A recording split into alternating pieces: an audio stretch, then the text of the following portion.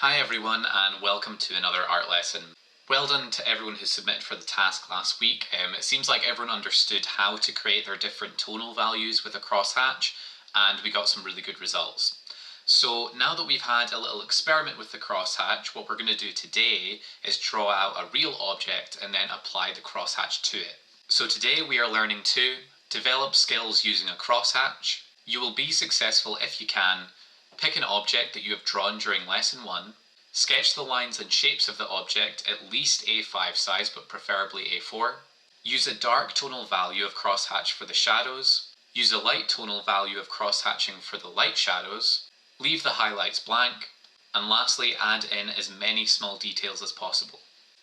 Now for this task, just like last week, what you're going to need is a pen, and any pen will do as well, but if there's no way that you can use a pen, then I don't mind if you use a pencil. So first of all, I've said to pick an object that you've already drawn. So for example, I've picked the candle holder from my first drawings I did in lesson 1.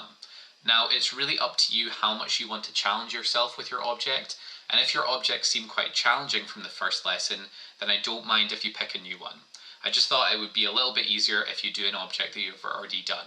For example, I wanted to challenge myself a bit, so this candle holder has a lot of small details in it, whereas if you're not completely confident in crosshatching, then you could maybe pick something like a plain mug or a piece of cutlery or something like that.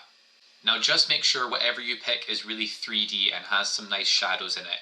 So try and take your photo under a light or maybe with the light coming from the side, so then you're going to get some really nice clear shadows for your drawing.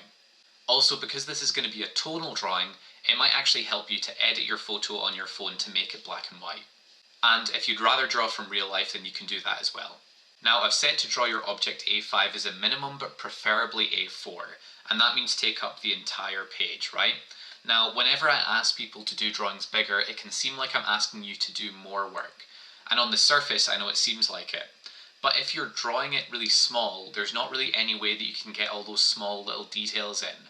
Whereas if you give yourself a little bit more room to work, then it's going to make life a lot easier for you later. So as you can see, I've sketched out my object, making sure to do it quite lightly so that way my pen is going to show through later on. And all I need to do at this point is add the basic lines and shapes I can see, because I'll add all the small details in with a crosshatch. If you want a reminder of how to do a line drawing, I'd go back and watch lesson 1. So with adding the crosshatch, remember that what we want to do is add a range of tone, and how dark that tone is represented by how many lines are crossing over. The more lines, the darker the tonal value. You can almost use your boxes from last week as a guide next to your drawing of how dark each part should be. So I'm just going to go in part by part. What you want to do is look at the bit you're working into, then look at your image and think how dark is that bit. If it's really dark, then you might want to use lines in 3 different directions crossing over. If it's quite dark, then you can use 2 lines crossing over each other quite tightly. If it's more of a light shadow, then your crosshatch should just be 2 lines crossing over each other, but maybe further apart. And if it's very bright, you could just use a row of lines going in one direction. And lastly, if it's a really bright highlight or completely white, then don't touch it at all. It really just takes practice to understand what crosshatch works with what tonal value. And just like pencil, if you start off with a light crosshatch, then that gives you the freedom later on to make it darker by adding more lines if you want to. Now at this point, I'll give everyone the reminder to make sure you're studying the image as closely as possible. Always try and look at the image 80% of the time, because all the information you need is there.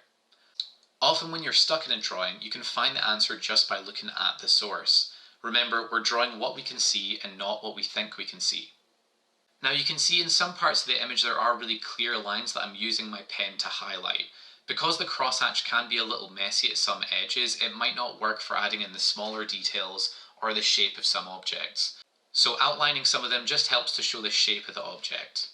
Now something really important when you're doing any drawing is just to take a big step back from it and look at your image and your drawing and compare them. When you're doing a drawing, we can often get focused on a really small area, so it's good every once in a while to just reset your eyes, and then you'll probably notice a few small details that you hadn't realized before. Another really good technique is turning your image and your drawing upside down, and that'll give you a whole different perspective on it.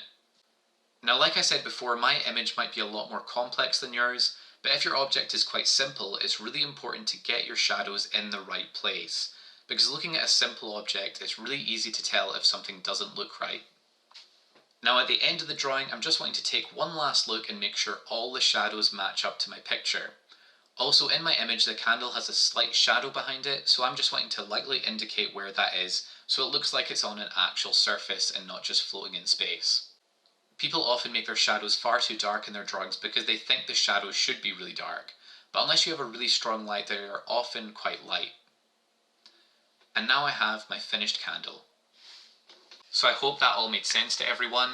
Like I said, your crosshatch technique was looking really great last week, so I'm really excited to see how everyone now applies that to an object. Now just make sure to be patient when drawing it out, make sure you're completely happy with it before you move on to the crosshatch, and then be just as patient with the crosshatch as well. It's probably going to take a while to look perfect, but you just have to trust that if you continue to observe and add in all the tone you can see, then it's going to turn out good at the end. And if there's anything you're really unsure of, just remember to message or email me. And you can also just pop into the weekly check-ins on Teams and I'll help as best as I can. So I can't wait to see how these all turn out, and as always, I hope you're all keeping safe at home, and I'll see you next time.